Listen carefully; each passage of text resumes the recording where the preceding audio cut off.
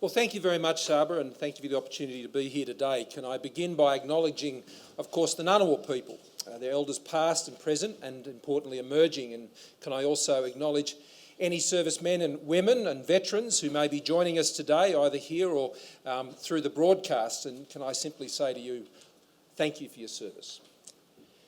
A year ago, I said, how good is Australia?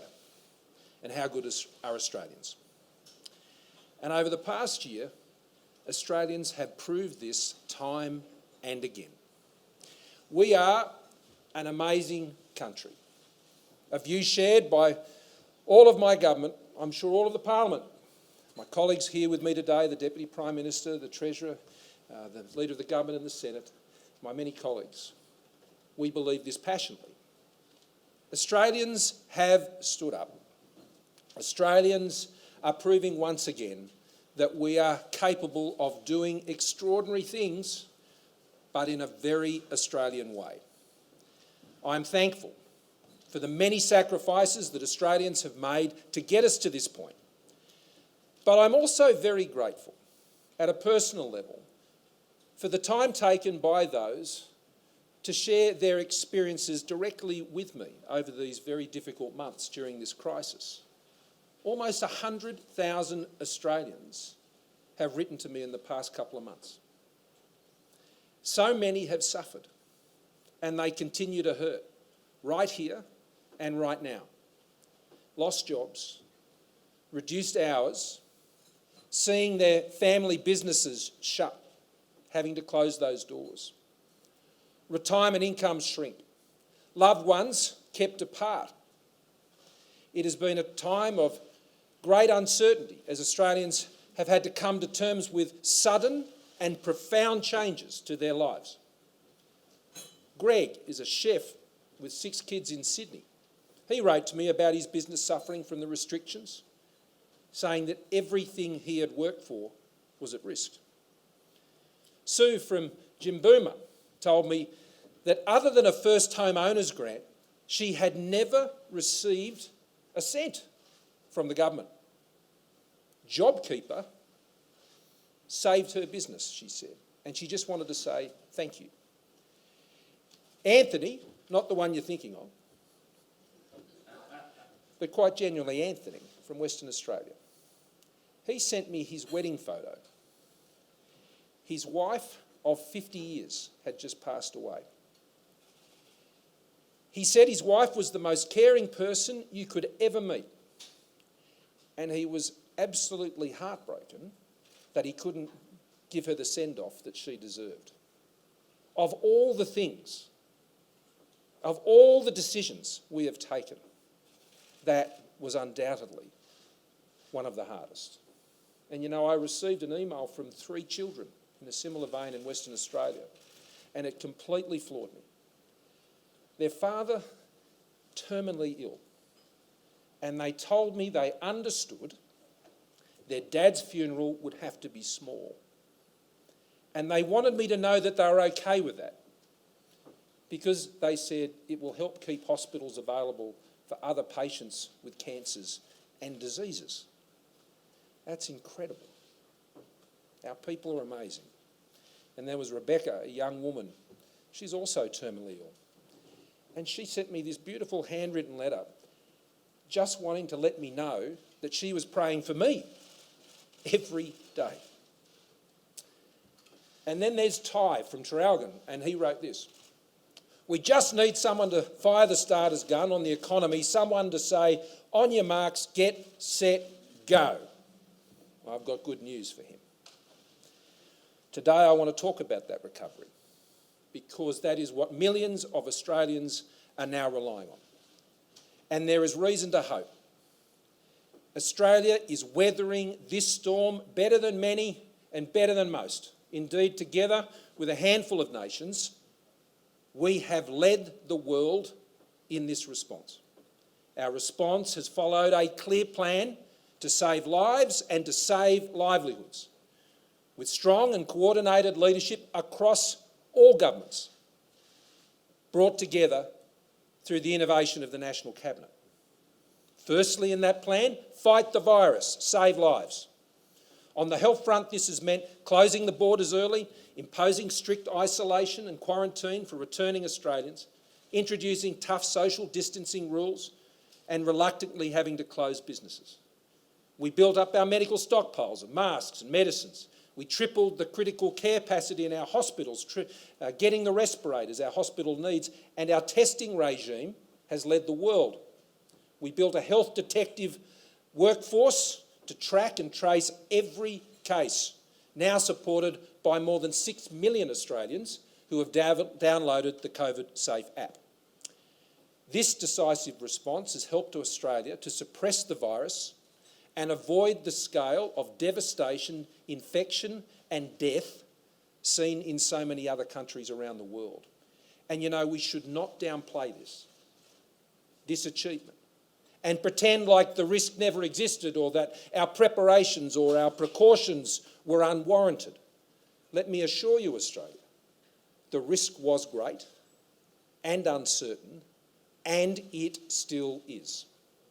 Countries like ours, developed, sophisticated economies with strong health systems, have experienced death rates more than 100 times what we have experienced here in Australia. The fact our worst case scenarios have not been realised is cause for great relief, not apathy.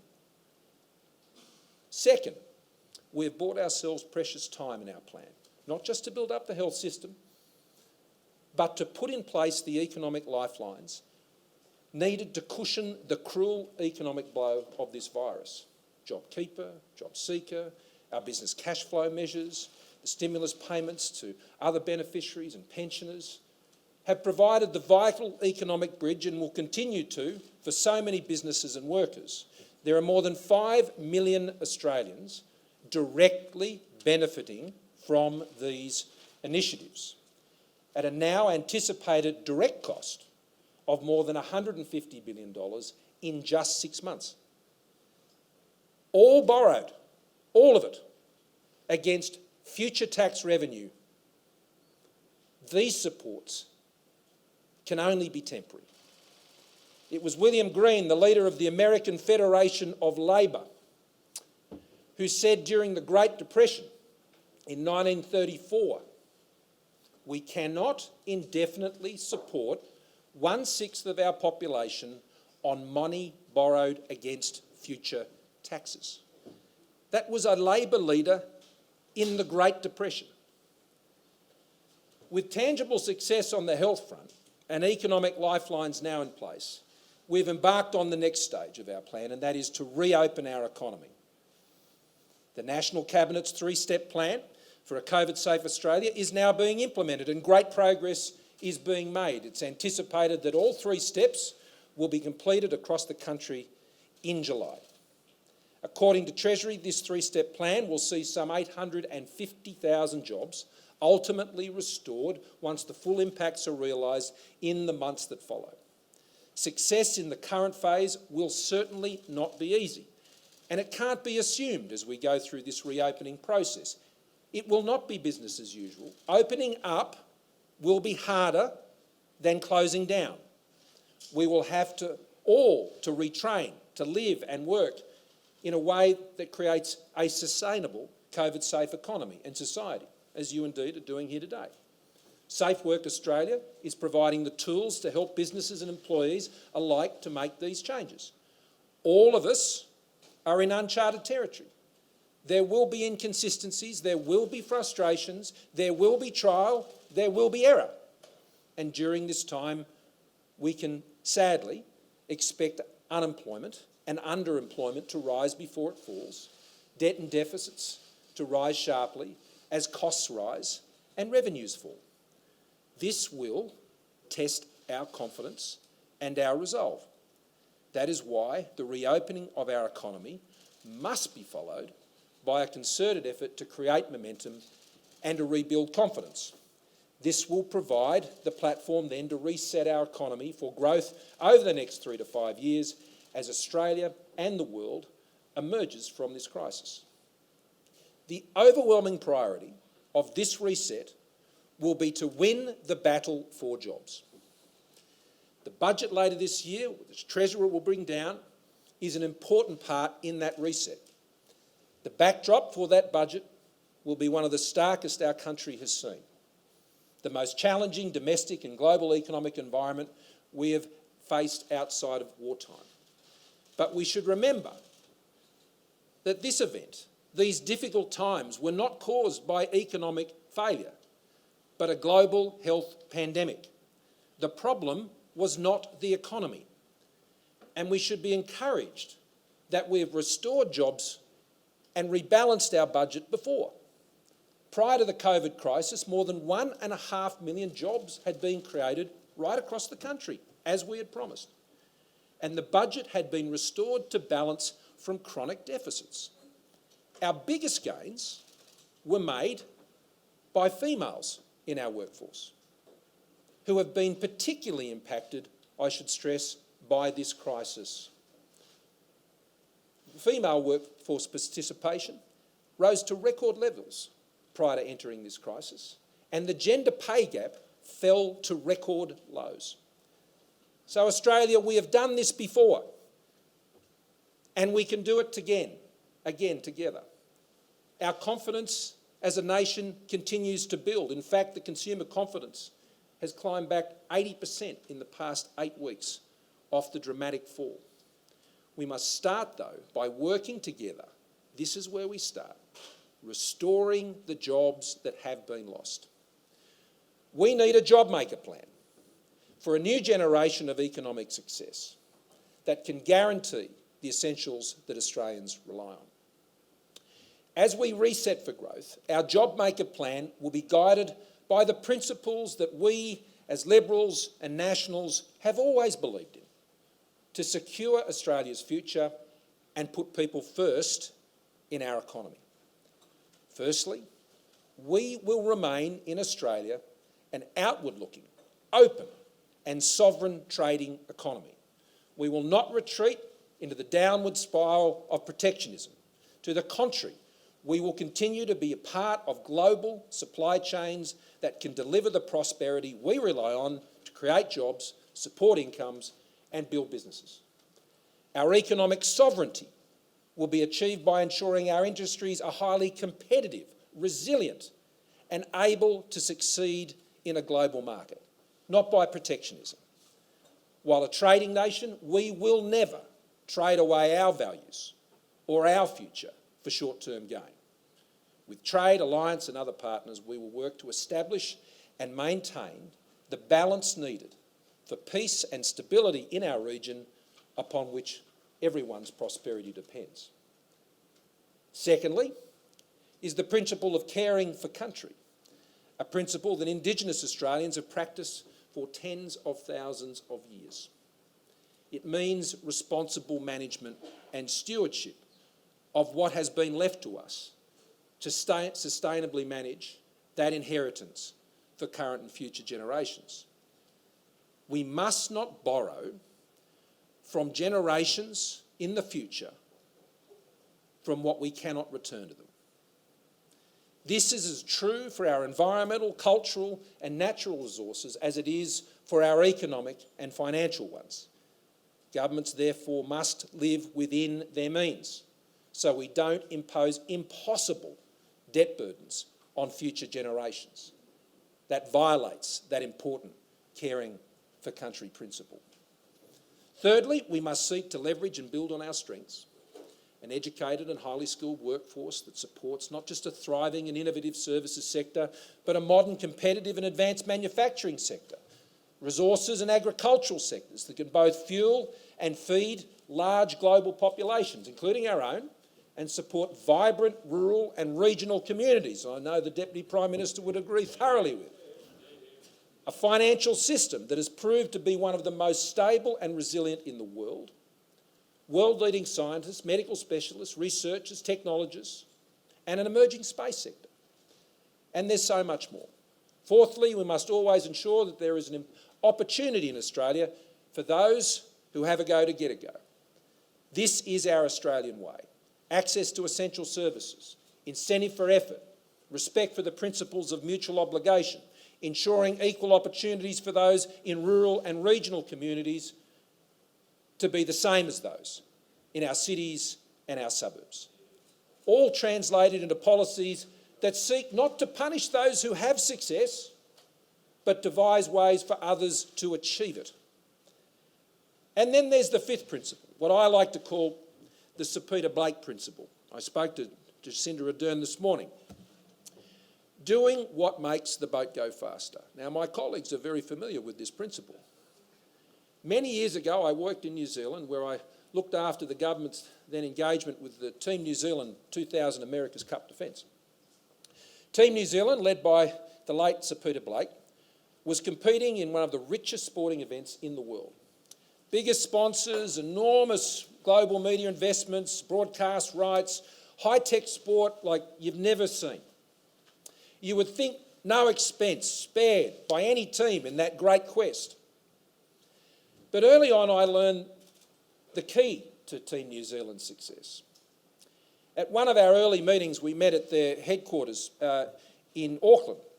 There was a fellow called Alan Sefton who was their head of their corporate operations. And we sat around on rickety old chairs, and there was this scuffed up table. The office looked like it had been saved from demolition. I noted the surroundings, and Alan responded by saying, in Team New Zealand, you only ask one question. What makes the boat go faster? Those chairs weren't going to make any difference, nor their accommodations. And their united and focused effort brought a whole country together, not just the team. And they won. And so can we. This health and economic crisis has reminded us of just how much we depend on a strong and growing economy for our jobs, for our incomes, for our health and education services, our safety, our security, our social safety net, of which we're so proud. To strengthen and grow our economy, the boats we need to go faster are the hundreds of thousands of small and medium and large businesses that make up our economy and create the value upon which everything else depends. Value created by establishing successful products and services, the ability to be able to sell them at a competitive and profitable price, and into growing and sustainable markets. It's Economics 101. That's what happens in a sustainable and successful job-making market economy.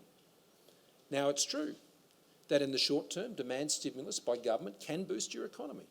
And that is why the Treasurer and I, together with the Cabinet, have supported this as an emergency response. But it must only be temporary. At some point, you've got to get your economy out of ICU. You've got to get it off the medication before it becomes too accustomed to it. We must enable our businesses to earn Australia's way out of this crisis. And that means focusing on the things that can make their businesses go faster. The skilled labour businesses need to draw on. The affordable and reliable energy they need. The research and technology that they can draw on and utilise. The investment capital and finance that they can access. The markets they can connect to. The economic infrastructure that supports and connects them. The amount of government regulation they must comply with. And the amount and the efficiency of the taxes they must pay, in particular whether such taxes encourage them to invest and to employ. Now, that is the change agenda of our job-making plan, to enable Australia to emerge from this crisis and set up Australia for economic success over the next 3 to 5 years. Skills, industrial relations, energy and resources, higher education, research and science, open banking, the digital economy, trade, manufacturing, infrastructure and regional development, deregulation, federation reform, a tax system to support jobs and investment. Now, the challenges are enormous, and you'll be pleased to know I'm not going to go through all of those this afternoon. But wherever possible, I can assure you of this, I will seek to bring people together to define and achieve the change we need to in all of these areas. And today I just want to focus on two areas: skills and industrial relations. Now, I'll address many of the other components of our JobMaker plan in the weeks and months ahead as we proceed to the budget in October. A process that is one of patiently putting each brick in the wall. This will occur simultaneously with managing the ongoing pandemic. Let's not lose sight of that and addressing the right here, right now needs of Australians who continue to be severely impacted. So on skills, we need Australians better trained for the jobs businesses are looking to create. It's that simple. Off the back of the Joyce Review and my conversations with premiers and chief ministers and, of course, the Minister for Skills, Michaelia Cash, who's here with us today, we can bring these matters to the fore in the coming months in the name of creating jobs. At a federal level, we are focusing on three key issues. Firstly, the complexity of a system that is clunky and unresponsive to skills demands. Ask any business, they'll tell you that. The lack of clear information about what those skills needs are now and into the future to guide training and funding. Ask any student or their parents about what it's like to deal with the system and whether they think they're getting value out of it, and they'll tell you that. A funding system marred by inconsistencies and incoherence with little accountability back to any results. Currently, the average time frame to develop or update training products is 18 months, with a third taking over 2 years to update. Not very responsive. For prospective students, the large number of choices that they face for qualifications can be bewildering and overwhelming, compounded by a lack of visibility over the quality of training providers and the employment outcomes for those courses.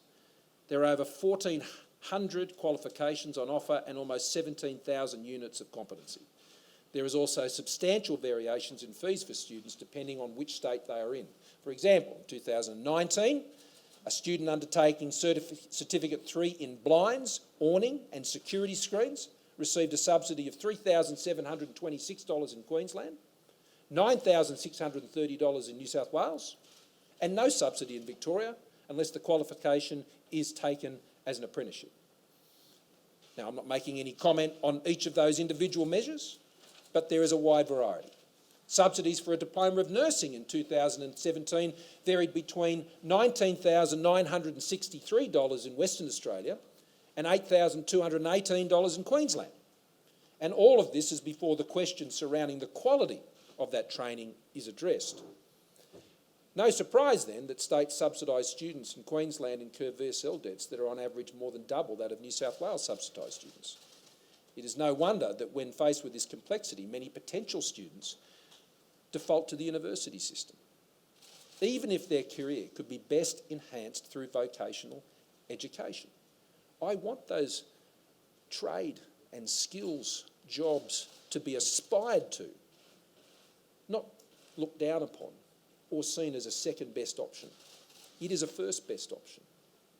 To address this challenge, we've embarked on a series of skills organisation pilots.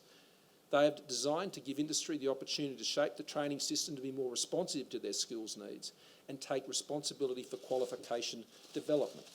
Industries defining the quals. 3 pilots have been established: human services, digital technologies and mining. And they have already begun to show the benefits of this system. And we need to move forward on many, many more. The human service pilot was actually used to lead development of a national skill set to help boost the aged care and disability support workforce during the COVID-19 pandemic and recovery phase. And this work was delivered much faster than under the older arrangements that were progressed under the previous VET schemes. The National Skills Commission has been established under Adam Boyden's leadership and will now provide detailed labour market analysis, including an annual report each year setting out the skills needs of Australia, replacing those existing lists for apprenticeships and skilled migration. This will be supplemented by the publication of closer to real-time data on the labour market, drawing on emerging data sets such as single-touch payroll to flag emerging skill shortages and other labour market trends and pressures. The Commissioner's analysis will also help, this is important, students with their career and training choices via the National Careers Institute by giving them the most accurate and comprehensive data on where skills gaps and jobs are. Equipping employers, equipping employees, equipping students and their families. Information from the National Skills Commission will be publicly available and should inform government and private investment in the system, including vet subsidies and a new national skills funding agreement. All comes back to money. The current national agreement for skills and workforce development between the states and the Commonwealth is fundamentally flawed, and it has to change. By law, the Commonwealth must hand over to the states and territories $1.5 billion every year in untied funding with no end date and no questions asked. The Commonwealth has no line of sight on how states use this funding. The agreement has also been ineffective in maintaining state investment in these schemes. Vet funding across all jurisdictions, with the exception of Tasmania, has fallen by 25% on average over the past decade in real terms on a working age per capita basis. So it's time to make some changes. Better linking funding to actual forward-looking skills needs based on what businesses need. Simplifying the system, reducing distortions and achieving greater consistency between jurisdictions and between vets and universities. Increasing funding and transparency and performance monitoring. Taxpayers, students and employers should know where the money is going. And better coordinate the subsidies, loans and other sources of funding. We've got to make sure that the valuable support that is provided is going where it needs to go. Now, our National Hospital Agreement actually provides a good model for the changes that I would like to advance. Incorporating national efficient pricing and activity-based funding models would be a real step forward. And this is a system I've made very clear to premiers and chief ministers that my government would be prepared to invest more in. But throwing more money into a bad system does not get you results. Now, on industrial relations, I have been genuinely heartened by the constructive approach of employers and employees and business groups and unions working together in the ACTU with the government through this crisis to find practical solutions to keeping Australians in jobs. And we now need to turn that into cooperation to create even more jobs, especially during this all-important recovery phase. Our current system is not fit for purpose, especially given the scale of the jobs challenge that we now face as a nation. Our industrial relations system has settled into a complacency of unions seeking marginal benefits and employers closing down risks, often by simply not employing anyone. The system has lost sight of its purpose to get the workplace settings right so the enterprise, the business, can succeed, so everybody can fairly benefit from their efforts and their contributions. It is a system that has to date retreated to tribalism, conflict and ideological posturing. No side of that debate has been immune from those maladies. This will need to change, or more Australians will unnecessarily lose their jobs and more Australians will be kept out of jobs. Now, the first step is to get everyone back in the room, to bring people together. That's our job. And in particular, that's my job. No one side has all the answers, employees or employers, unions or employer organisations.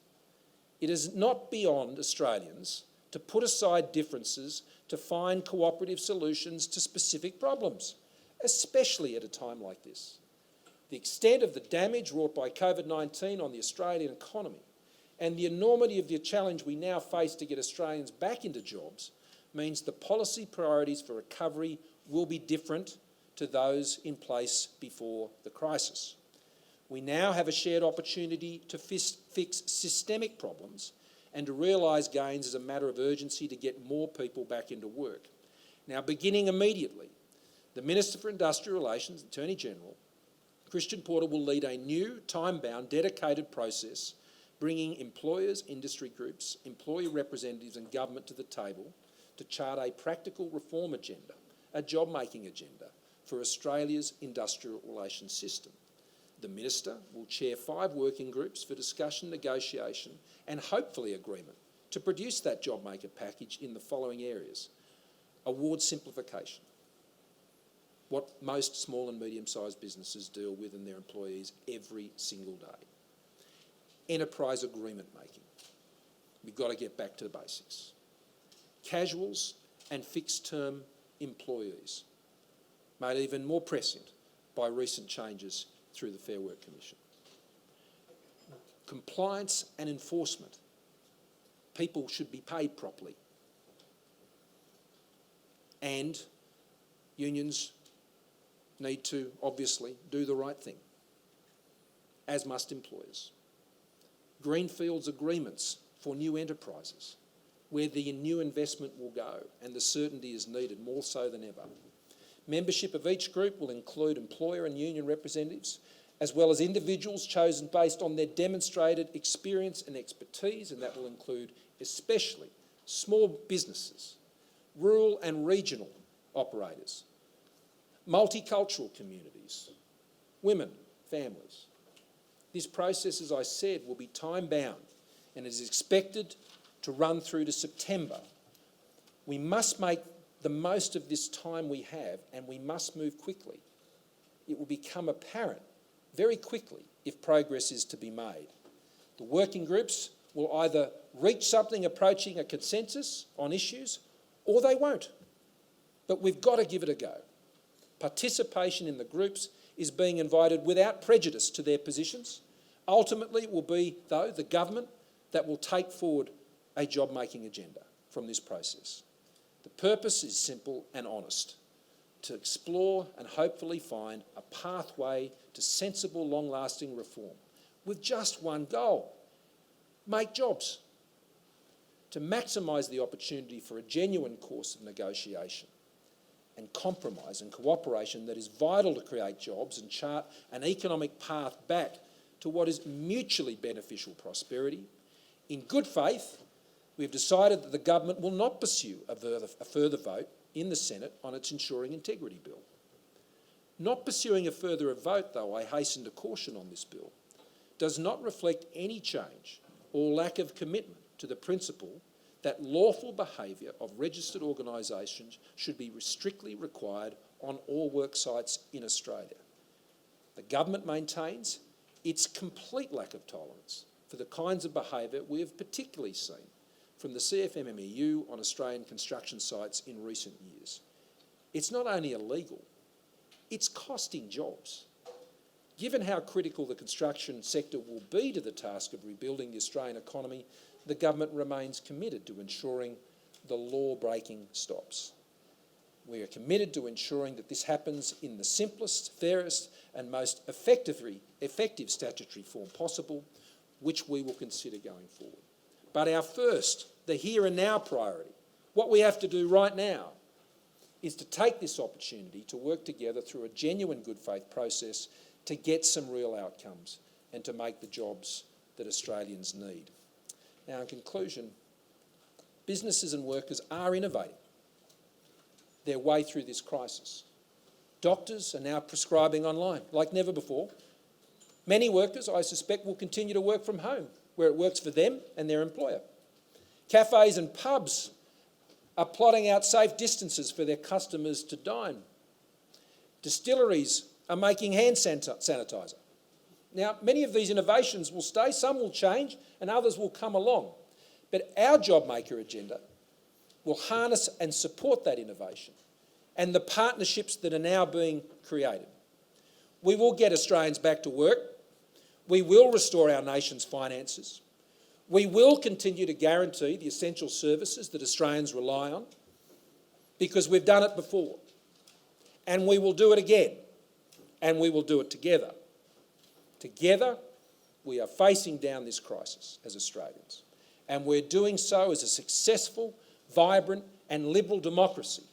Open, transparent, just and fair, noble and compassionate, never willing to sacrifice the most vulnerable. This is our greatest strength. How good is Australia? Thank you very much.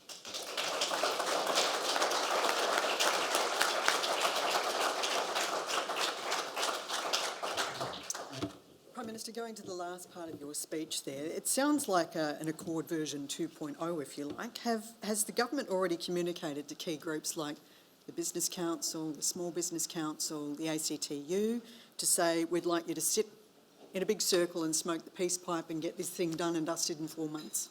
Yes. You have. What's the response been? Well, I'll allow them to explain their own responses. I think one of the keys when you bring people together is you don't speak for them. You let them speak for themselves. We've booked the room. We've hired the hall. We've got the table ready. Whether the chairs will be rickety as those ones I saw in Auckland the other day, a few years ago, I don't know. But our job is to bring people together. And we've been doing that through this crisis. And though I've got to say it's been one of the greatest privileges to work with people across the spectrum. The National Cabinet has been a great example of that, and I thank the Premiers and Chief Ministers again for the good faith in which they've engaged. Sure, we haven't agreed all the time, but the relationships are stronger now than they have ever been, despite those disagreements. And I hope to see something of that nature replicated in this process. But it's not for the government to stick their nose in here and start predefining what these outcomes are. We need people to get together and sort this stuff out. As I say, they've been caught in grooves for too long, and grooves going in parallel lines and not coming together. And that's what I'm hoping this process will achieve. It may succeed, it may fail, but I can assure you we're going to give it everything we can. And I'm very grateful of the engagements that I've had with the sectors that you've nominated. It's been in good faith and it's been honest, and it requires everybody to leave a bit aside, and I acknowledge and respect that as well, and I think the government has led by example in the announcement that I've made today. To my colleagues, I have a long list today, more than 20 journos. Please, one question per person in order to get through as many people as we can. So, Andrew and then Catherine. Brett Mason. Brett Mason from SBS. I'll be very quick. Given the warnings about the downward spiral of protectionism, what role do you see migration playing in Australia's economic recovery? Oh, it's a very good question, Brett, and it's one of the concerning economic figures we have. And if you've got a job in the residential construction industry, and Michael Suka's here and Josh, I know, have been working on some plans here, and it's an issue that has been a key topic of discussion amongst the Premiers and the Chief Ministers and myself. We're looking at net overseas migration, I think, falling to about 34,000, I think, Josh, next year. And when you think that, it was the great Professor MacDonald who set a figure of between about 160,000 and 210,000 as being what you need in this country to maintain a GDP per capita growth, then there's obviously a big gap there. Now it's a short-term gap, but it's going to be one of the real impacts of this crisis, because our borders aren't opening up anytime soon. Sure, we'll be working with the higher education sector, but I know 80% of international students that come to Australia are here. They're here. The way it's talked about, you'd think that they weren't, but about 80% are here. And we'll work constructively with that sector. As I say, I was speaking with Prime Minister Ardern this morning, and we continue to have our discussions about the Trans-Tasman Safe Travel Zone, and it may well be that Sydney-siders can fly to Auckland before they can fly to Perth, or even the Gulf Coast for that matter. But I can assure you I won't be holding back on expanding the size of our markets for our goods and our services to wait for some other borders to clear. Chris Ullman. Prime Minister, you've said, Chris Ullman, 9 News, you've said you rejected protectionism. How important is the multilateral trading system to the world? And given the United States seems to have abandoned it and China wants to change it, what role do you see for Australia in trying to make sure that system continues to work? Well, the role we've been playing, Chris, is, as you know, I mean, there's been a lot of difficulty in dealing with the appeals system in the WTO, and we've actually worked together closely with China to actually pull together an alternative system that can get us around this current hurdle. So Australia's for trade, and so we'll work with people in the multilateral fora that are for that as well. I mean, in Europe, our focus is very much on the free trade agreement we're seeking to put in place with the European Union, and of course the gun is fired effectively on the arrangement we're seeking with the United Kingdom. They'll be very important for Australia. But the global multilateral trading system rules are incredibly important for Australia, and they have to work. So you'll continue to see us advocate for them, seek to reform them, and to work with those who want to achieve those same ends. And, that's what you can expect, because we're an open trading nation and we always will be. Rosie Lewis. Thanks for your address, Prime Minister. Rosie Lewis from The Australian. Just to expand on Chris's question, do you believe China has become a riskier country for Australian businesses to invest in, especially given recent actions taken against barley and beef? I think that's a judgment Australian businesses can only make. And like any business, they have to weigh up the security of the markets in which they sell to and the risks that are associated with those. And those risks will move from time to time. They'll ebb and flow. And we would like to see stable, reliable, dependable markets all the time for our products and services. But those are not decisions that governments make for businesses, be they primary producers and exporters, or be they be resources companies or industries, or indeed service companies working in the aged care area on training or things like this. I think one of the most exciting parts of the China Free Trade Agreement, China-Australia Free Trade Agreement, was the ability to actually sell aged care services into China. I've said that on many occasions before. But, businesses have got to weigh up their own risks, and they've got to make those assessments. And Austrade can assist them with all of those things on the ground.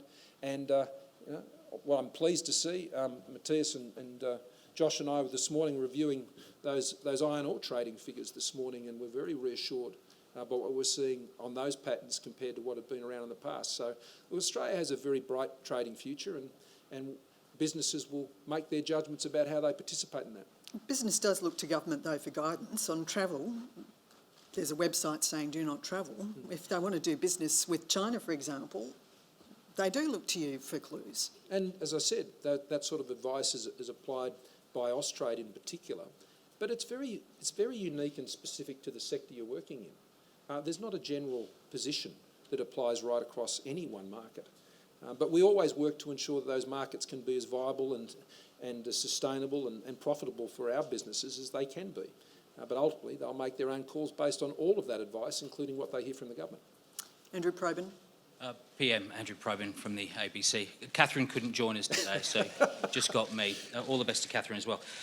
One of the secrets, Prime Minister, of the Accord in the 80s was that the Hawke government greased the wheels with a social wage, things like Medicare, superannuation, higher family payments, childcare payments too. When you come to the table on pushing for industrial relations reform, what are the sorts of things that you can offer with the employees and the union movement?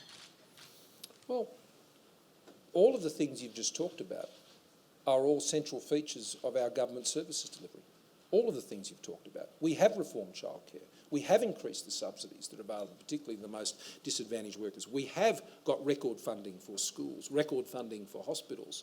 We do have a social security system which is the envy of the world. That is the product of the last 20 or 30 years, and it's something I think we will have an absolute commitment to maintaining. This is why I keep coming back to the point about the economy and what we've learned about it during the course of this crisis. When you've had consistent economic growth for almost 30 years, it can be taken for granted. And as Treasurer, I used to warn about this as well. But I think no one has any doubt now that if you don't look after the growth in your economy, then you can't guarantee any of the things you've talked about. You can make big, bold promises about them, and you can talk about how important they are, but you can't fund them. And so that's why my point today has been that unless we focus on the success of that business that is going to employ someone, then there's nothing really to offer, because there's no economy to offer it from. And so that's why we've got to get our priorities right. That's why we've got to get the order right. Now, if we can make that work on those supply side reforms, as they're sort of known technically, then all of the things Andrew has just talked about will be able to be guaranteed. I can guarantee hospitals, schools, the age pension, childcare, one of the world's most generous pharmaceutical benefit schemes on the basis of a strong economy. And if you don't put businesses at the centre of that economy, you can't make that pledge. Mark. Mark Riley. Mark Riley from the Seven Network. Prime Minister, in your speech you observed that the industrial relations culture in the country has been typified by tribalism, conflict and ideological posturing. What's your message to those elements of your own party who might see this as an opportunity to finally neuter the trade union movement? Well, that is not the objective of this process. That is not the government's policy and never has been. I think everybody's got to put their weapons down on this. Everyone does. And that's what I'm hoping for. And that's what I'm seeking to achieve. And I think that's what Australians demand. And I think Australians will take a very dim view of anyone or any group or any organisation that isn't prepared to come and sit down on this table and give it a go at the Prime Minister's and the Minister's invitation. Phil Curry. G'day, Pam. Phil Curry from the AFR. On enterprise agreements, you said we've got to get back to basics. There's a general agreement amongst both sides of the argument on that, whether it's the labour movement or the business community. And one of the villains that has been singled out by the business community is the better off overall test, which people say sort of violates the spirit of Keating's original enterprise, no worse off test. Do you want to see the boot either removed and replaced with the original Keating model, or at least the industrial umpire given wider powers of discretion when interpreting agreements and applying the boot? I want to see employers and employees sit down around a table and talk about those very issues and find a way forward, Phil. I'm not going to prescribe it for them, because whatever they agree is more likely to be sustained and maintained into the future. But what I want them to focus on is an understanding that if there's no business, there's no job, there's no income, there's nothing. And the success of the enterprise is what all those involved in it need to be committed to. And in return for that commitment, there must be a sharing of the benefits and the success of that organisation back to employees, back to the shareholders in that business, and those who are running it. And so, Phil, what I'm trying to do differently about this process is not run out there with an IR shopping list. I haven't seen that work in my political experience in the time I've been in the Parliament. That's all that's tended to do is force people away from the table, not draw them to it. So I think, the issues you're talking about are obviously very important to business, and the concerns that employees have are also important to them.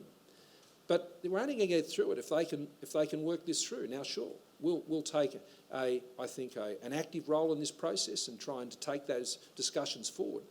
But at the end of the day, I'm asking everyone to focus on getting that business back on track, making money so they can pay employees and they can employ more of them.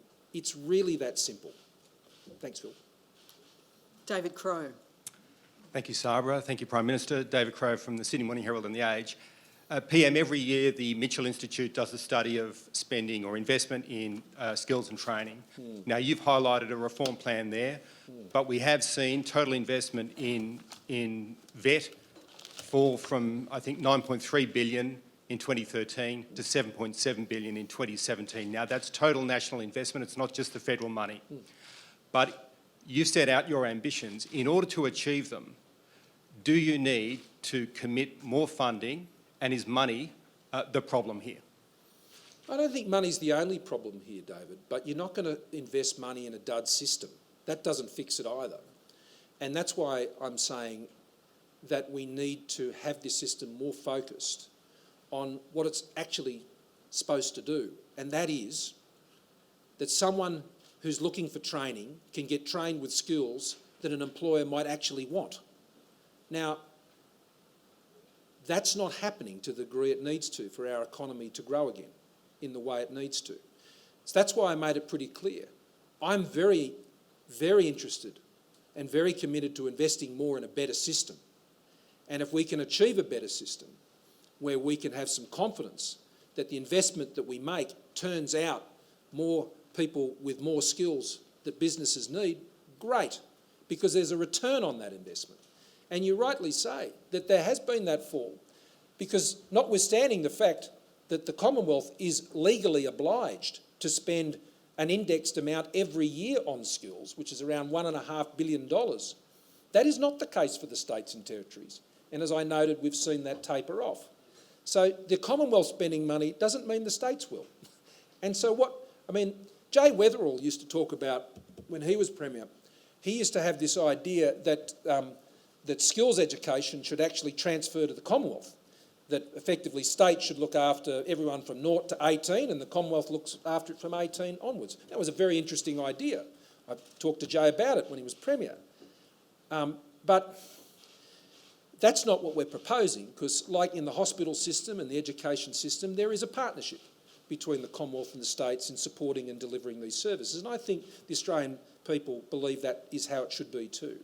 But I wouldn't say it's a very effective partnership at the moment. That's not, I think, necessarily a fault of the participants, but it is a fault of the design of the system we're working to.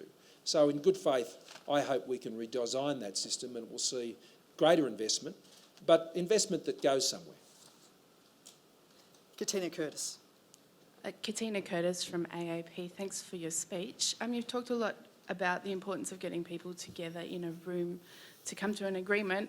We have seen an example of that in the last few weeks with the universities and the union getting together in a room to come to an agreement that workers would take pay cuts in order to keep their jobs. But some individual universities aren't sticking to that agreement and they've cut jobs instead. So how can you guarantee that by bringing people together in these 5 working groups that what is done, the deal that's done in the room will actually be stuck to, including in Parliament? Look, no one can give you guarantees on everything. The only way you're going to get the strength of an outcome through this process is if you engage in it seriously and in good faith and you seek to build the cooperation that is needed for these agreements to stick. That's true in any relationship. A business relationship, an employer-employee relationship, in any partnership. It's about the relationship you build. And what I'm saying is the relationships have got pretty sick and they need a bit of counselling. And that's what this process, I hope, will do. It'll bring people together again and they can rediscover why they're together in the first place and that they depend on each other for their success and their shared success. And I think there has been a real disconnection along these lines. Employers have felt that their investments and their sacrifices and risks aren't always appreciated.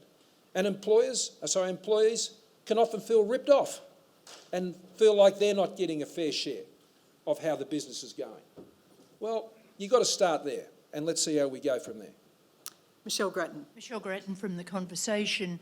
Some issues inevitably have been pushed to the side during the pandemic crisis. So I just wondered if you could give us an update on a couple of those. Do you still aspire to have an Indigenous recognition referendum next year? And what's your timetable now on the religious freedom legislation and the anti-corruption body? Well, we haven't had the opportunity to revisit those latter 2 points because of the crisis, and it's not something the Cabinet has considered now for some time. And when we do, then we'll make any announcements that we might make on those matters. When it comes to the Indigenous recognition, well, the Minister for Indigenous Australians has continued to conduct his process, and the timetable for that will depend on when and if that sort of consensus is able to be achieved for it to be successful. Kieran Gilbert. Prime Minister, close to 1 million workers have gone on the dole through the crisis, a lot of them because they didn't qualify for the JobKeeper under the parameters set by the government and Treasury. What's your message to them today as to why they're not getting JobKeeper, particularly when you've got now a $60 billion mistake? What is your message to those people who otherwise might have received a bit more? Well, first of all, I don't buy into the demonisation of JobSeeker. I don't. JobSeeker and JobKeeper, and it was actually the JobSeeker changes we announced first. We announced them as a priority because the JobSeeker measures is the ultimate social safety net. for all of those who are affected. That is what is intended to catch everyone who finds themselves out of work. JobKeeper was designed for those who worked in businesses who had full-time jobs, part-time jobs, or what were effectively full-time casual jobs. That's who it was designed for. It was not designed to pay the bills of state governments or local governments. That is their responsibility. Nor was it designed to pay the bills of foreign governments. And those policy designs were put in place. And everyone who falls within those designs is getting JobKeeper. That's who is intended to get those payments. And JobSeeker was set at a commensurate level, because remember, JobSeeker is not the only benefit you get. JobSeeker, when you're on JobSeeker, you get access to a range of other benefits, which includes rental assistance, family tax benefit payments, and a whole range of other benefits and allowances. And that has meant that those, in fact, on JobSeeker, in many cases, may well be getting more than those who are on JobKeeper. So I don't accept the argument, particularly put by the Labor Party, that JobSeeker is some sort of second-best option for Australians. I mean, the Labor Party like to accuse us often of saying that we demonise the former New Start. Well, that's basically what they're doing now by sending that message to Australians. My message to Australians, and that of the Treasurer and the entire government, is that we designed a system through cash flow allowances for businesses, for JobSeeker, for JobKeeper, and the myriad of other payments and benefits to get them through. And that's what it is doing, whether it's in any of those different programs. And it's being very successful in that. 5 million Australians are benefiting. Now, you raised the point about the JobKeeper estimates. When JobKeeper was designed and first costed, the uncertainties were extreme. And it's always been my practice, as indeed the Treasurer's, and I always like it when Treasury does it too, that they are cautious in their forecasting. It's been said to me, if you're going to miss the mark, it's better to miss the mark on the right side of the line. I can't say that about when the Labor Party was in government. They missed the mark often and on the wrong side of the line. Forecast revenue didn't turn up, spent it anyway. That's not what's happened here. What Treasury has done is made an estimate of what they thought could be the case. It was the worst case scenario, effectively, that they were forecasting, estimating. We are now in what is their best case scenario, and that is something we should welcome.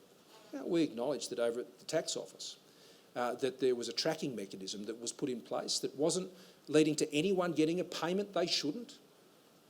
Everyone that was entitled to that payment was getting the payment they should, but the tracking mechanism made it look like we were heading to the worst case scenario. But thankfully we weren't. And I see this as a relief. And as I said the other day, Murray Bateman, if your builder comes to you when you're building a house and they say, look, this is going to cost 350 grand, or worse still, 500 grand, and you go, that's a lot of money I've got to borrow. And then they come back to you and go, well, I got that estimate off. It's actually going to cost you 350 or 250.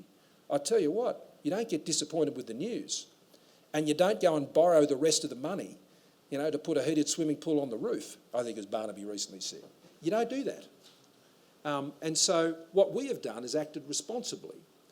The estimates were provided to deliver a program that is doing its job. And for those for whom that program isn't designed to assist, JobSeeker is there for them, and they're getting that support at record levels.